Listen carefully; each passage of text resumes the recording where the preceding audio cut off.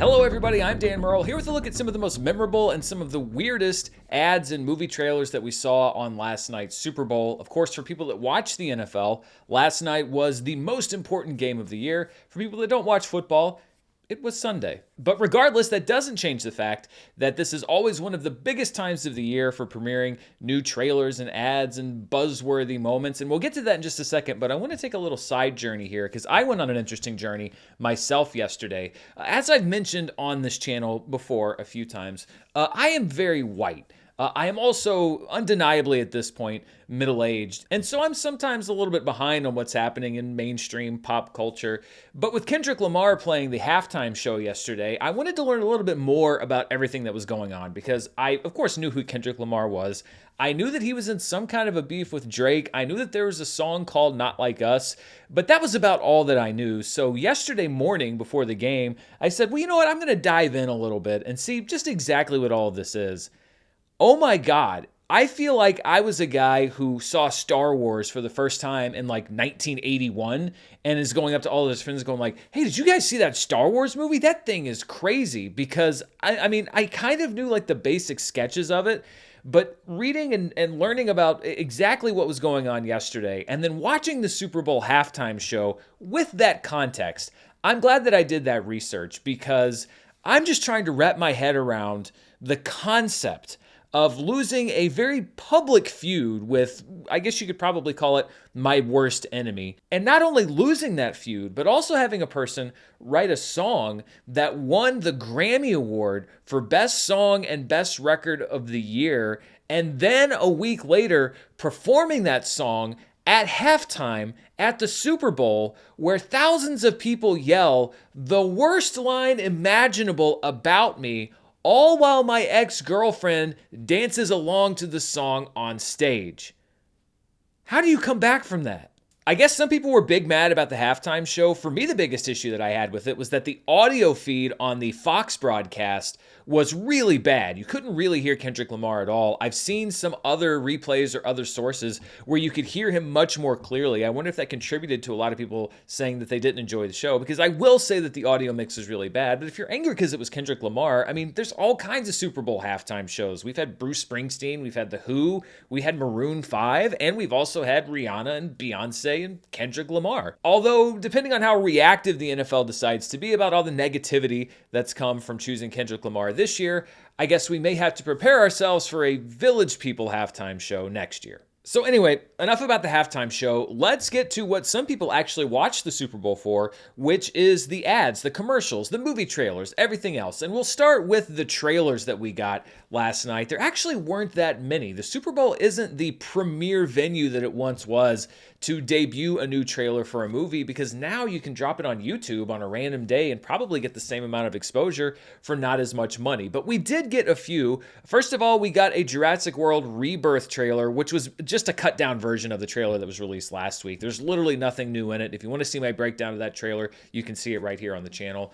The biggest thing that we got was a little short teaser pointing us to a new full trailer for Thunderbolts, which is going to be out in the first weekend of May, kicking off the summer for the MCU. And as with the first trailer, I really liked this second one as well, with Bucky recruiting a new team to replace the Avengers, a bunch of heroes that need to be redeemed, set to Nothing's Gonna Stop Us Now, kind of a cheeky music choice there. I stand by my opinion that this movie looks really fun, and I like pretty much all the actors that are involved. I'm all in for what looks to be a kind of a lighter note. Now, I've gotten burned before by movies like Suicide Squad that have a good trailer with sort of a lighter tone, but yeah, I think that maybe I'm more excited for Thunderbolts than a lot of people are, but that is very much on my to-do list for early in the summer. Of course, Captain America Brave New World comes out later this week, and you can check my channel right here because unless I get derailed with my travel plans, I will have a review out on Wednesday morning when the embargo drops. We also got a brief look at more of Mission Impossible: The Final Reckoning with some new footage, including Tom Cruise's latest attempt to go out in a blaze of glory. by clinging onto a biplane. They really seem to be trying to amp up that this is the last Mission Impossible movie. We still haven't seen a whole lot of this one, but I will say that I liked Mission Impossible Dead Reckoning Part 1, which was destined apparently to never have a Part 2 since they've changed the titles all around. But I like most of the Mission Impossible movies, and I'm hoping that if this is the last one, or maybe the last one starring Tom Cruise, that they'll be able to end this part of the franchise on more of an up note at the box office. In keeping with the original animated movie, Lilo and Stitch is still doing some custom marketing pieces ahead of an actual trailer for the film. I'm not really a fan of just recycling old animated movies, but at least they're doing something interesting with the marketing.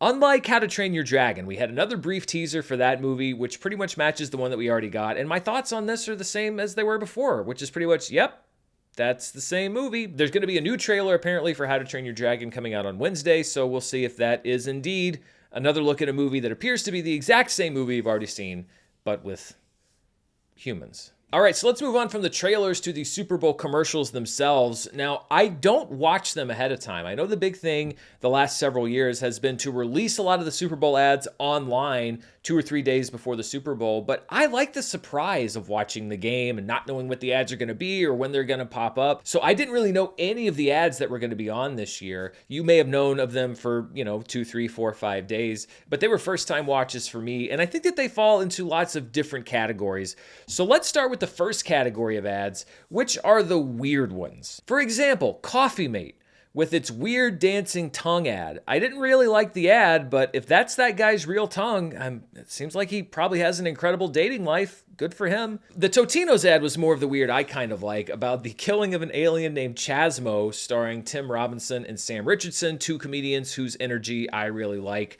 I guess this was the culmination of an ad campaign that started a few months ago, but this is the sort of weird ad that I enjoy, and the sort of humor that I enjoy, probably not very high on a lot of other people's lists. Tubi put out an ad that would have been the most horrific one if there wasn't another one that was somehow even worse, about a kid who's born with a head that's shaped like a cowboy hat, but it's just a fleshy cowboy hat, and he's got friends who have fleshy wizard hat heads. This is just horrifying. I don't know who signed off on this. I guess you did get people talking, but no thank you, Tubi. No. However, the most horrific image I saw at the Super Bowl this year, and this includes the dismantling of the Kansas City Chiefs, was the ad for Mountain Dew Baja Blast, which featured not Jason Momoa taking us to a world where Seal's face is put on an actual seal singing a Mountain Dew version of Kiss from a Rose.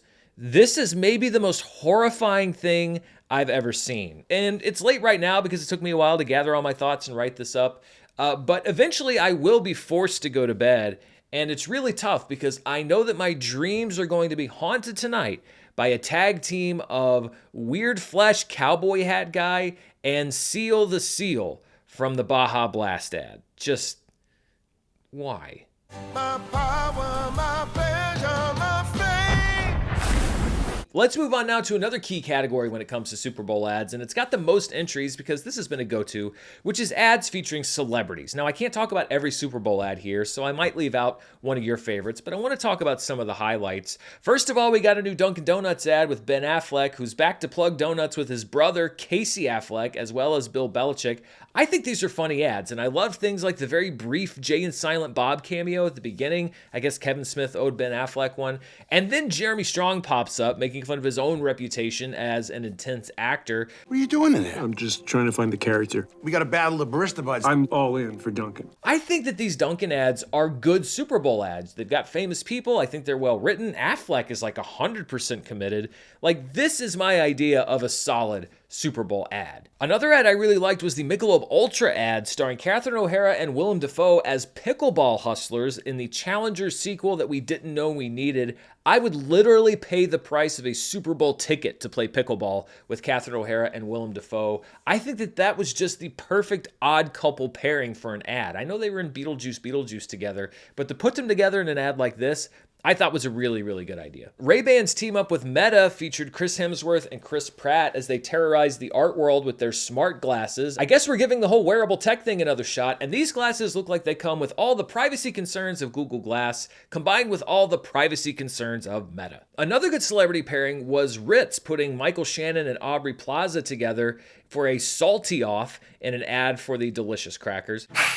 You are a salty freak. Thank you. Give me a Michael Shannon Aubrey Plaza buddy cop movie. Any day of the week, I'm there. Uber Eats had an ad featuring Matthew McConaughey laying out a conspiracy theory about how football only exists to sell food as he plays sports figures like Mike Ditka and Peyton Manning. But it turns out that it's all a movie pitch to director Greta Gerwig. And really, to me, I think that this was maybe just a pitch that Matthew McConaughey was making to Greta Gerwig anyway. And they happened to catch it on film and somebody said, hey, this would actually make a good Uber Eats ad, because doesn't this seem like the thing Matthew McConaughey would actually do in real life, come up with this wild conspiracy theory? I mean, it's all about food and the NFL and football. And when you think about food, what do you eat food off of? You eat food off of a plate. And what is a plate? But a flat circle. Hellman's reunited Billy Crystal and Meg Ryan as their characters from When Harry Met Sally so that Meg Ryan could have another public climax, this time over Hellman's mayonnaise. I have to say that pairing this ad with the tagline, "It hits the spot," is way edgier than I expected from America's #1 mayonnaise brand. Plus, they threw in a Sydney Sweeney cameo for good measure. I'll have what she's having. Haagen-Dazs brought Vin Diesel and Michelle Rodriguez together to get slower and calmer so that they can enjoy some delicious Haagen-Dazs ice cream bars, much to Ludacris's dismay. And I've got to be honest, it would be incredible if they just took that ad and cut it into the end of the last Fast and Furious movie so that this ad was the canonical end of the franchise. That would get me excited to see a Fast and the Furious movie, which is something I don't think I've been able to say since about 2012, 2013. Plus, let's be honest, it's not anything dumber than they would have come up with anyway. What happened to fast life? Not today. What? Harrison Ford decided to sit us down and have a very special talk about the power of freedom and the wonders of a new Jeep automobile, complete with dad talk platitudes about the importance of being friends. You don't have to be friends with someone to wave at them. I was actually just waiting for the joke to hit until I realized that Harrison Ford was being serious about the importance of his new Jeep, although there was a pretty good joke at the end of the ad. This Jeep makes me happy, even though my name is Ford. But I guess it's good that Harrison Ford was serious because he did bring up a very good point about freedom. Freedom is for everybody, but it isn't free. Harrison Ford is right. Freedom isn't free. There's a hefty freaking fee.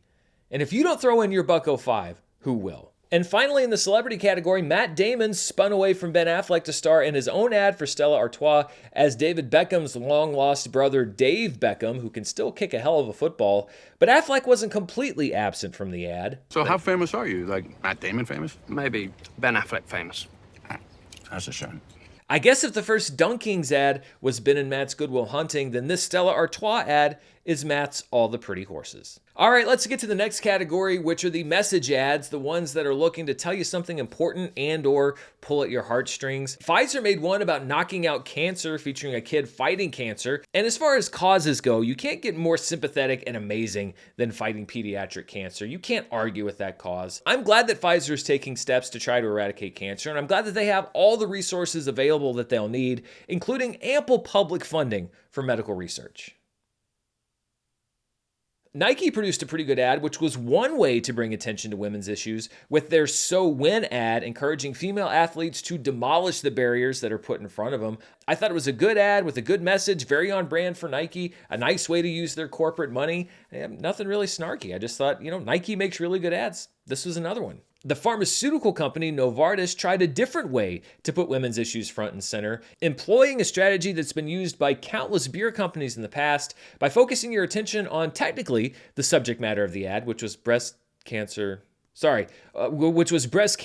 awareness. Again, great cause. I'm glad that there's money going towards breast cancer awareness. It's a very important issue. Of course, if cancer was actually cured, the pharmaceutical companies themselves would probably take a big hit when it comes to their bottom line. But for tonight, I'm just going to be happy that they did something positive, and We'll worry about the rest later. I also liked the Lay's ad with the little girl who grows her own potato in order to add it to the family farm truck. This is an ad that would have worked in 2025 or 1985. And inspired by this ad, I'm going to support the little guy from now on and buy my potato chips from the multi-billion-dollar company Frito-Lay, a subsidiary of PepsiCo. But when it comes to tugging the heartstrings, there was one ad that I think led to a lot of dusty rooms at Super Bowl parties, a lot of eyes spontaneously watering. And that was the ad for Google Pixel, about a dad using his AI assistant on his Google phone to prepare for a job interview and thinking back on his years as a stay-at-home dad and watching his little girl grow up.